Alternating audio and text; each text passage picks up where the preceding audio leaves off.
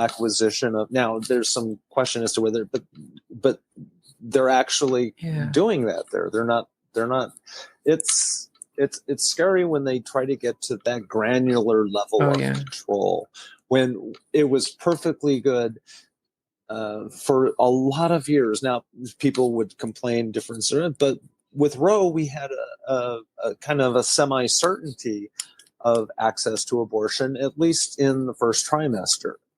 And so I think a lot of people are very comfortable with that. And that's, I think, is going to be one of the major issues in this election. And for Trump to sit there and say, everybody wanted it overruled, everybody wanted it, it's like, no, we didn't. And you know what? That's going to, that was not everybody. It's going to be, and it's going to be the same talking points. You know, when the court decision came out with same-sex marriage, legalizing it nationwide, there are states on the books where there are laws, like in California, where there's a trigger law that will go into effect where gay marriage will become illegal. On the ballot this year, as you know, we have, Proposition 3, which is, the Marriage Freedom Act. And those types of things, people, like you said, there was this sense of complacency with Roe being in place and us not thinking about these trigger laws from the early 1900s. We're in the exact same place again. And, there's so many things that were left up to the states only for a future administration to undo completely, And one of the things that I think that is kind of a reality is there may be a lot of Republican women who say that they were opposed to abortion, but they were opposed to it knowing that Roe was there to give that protection to people. And so they could talk loudly. But I think when they get into the ballot box, and we have a constitutional amendment, we actually have 2 constitutional amendments on abortion before the voters this fall, most likely. I don't think they've been fully certified yet, but one of them is like the Mother and Baby Protection Act or something, some weird thing like that, and it sets abortion at 12 weeks, which is what the current law is in Nebraska after they changed it from I think it was a 20-week procedure, the last legislative session. But we have 2 of them. And so one of them, and this is where I guess the Republicans are starting to get smart and realize they lose on these constitutional amendments for abortion when they're on the ballot. So they decided to create one also that makes it a 12-week ban, but it also continues to give the legislature to make even further restrictions. So it's not really a constitutional protection because the legislature can go in and say 0 weeks. There is you may not get an abortion for any reason. In Nebraska, they would have that. Other is a constitutional amendment, which would be the functional equivalent of Roe,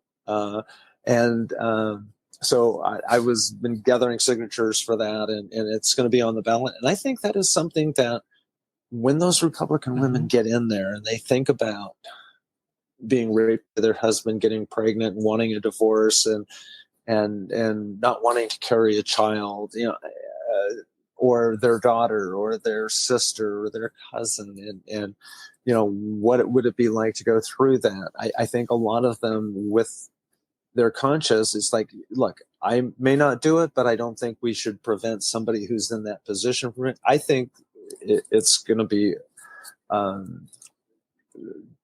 passed without a problem. And as we've seen it in Ohio, we saw. Yeah, and so I think also too, not only was there this kind of like complacency with Roe being in place, but also too, there's a lack of stories then about people being victimized by a lack of care. So when Roe is in place, you're not having as many of these stories come to the forefront on how a ban actually is affecting somebody, much like for a long period of time, trans people lived relatively unmolested by the federal government up until all of a sudden the last 3 years, where we just have this dearth of state legislatures trying to restrict gender affirming care, restrict bathrooms, restrict everything under the sun. But then what that does is it also creates people like me that want to come out and actually tell their story and tell it loudly and tell it to a lot of people. And then people start to get to know the person behind the word trans, right? The person behind the word abortion. Yeah. And those stories start to propagate through the public. They're featured on stage at the DNC. Everybody listening to that story tonight of that poor young lady who had to go through that with her, I think it was her stepfather or uncle or something, but like these stories are now being told. And so I think that woman in Nebraska, as she is going to the ballot box, if she did get an opportunity to listen to that story, you know, that's going to be something that's going to be weighing on her very heavily as she's casting that ballot.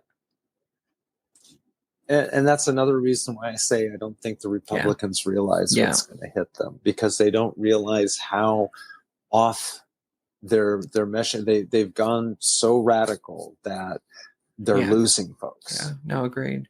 Well, then after that, I said it was building up to a crescendo, but I might have lied, because after that, and maybe this is an unpopular opinion, maybe it's just me, but I'm really glad that we chose Tim Walz as the running mate, because then Andy Beshear got up. And look, Andy Beshear is an amazing politician. What he's been able to do in Kentucky as a Democrat, right?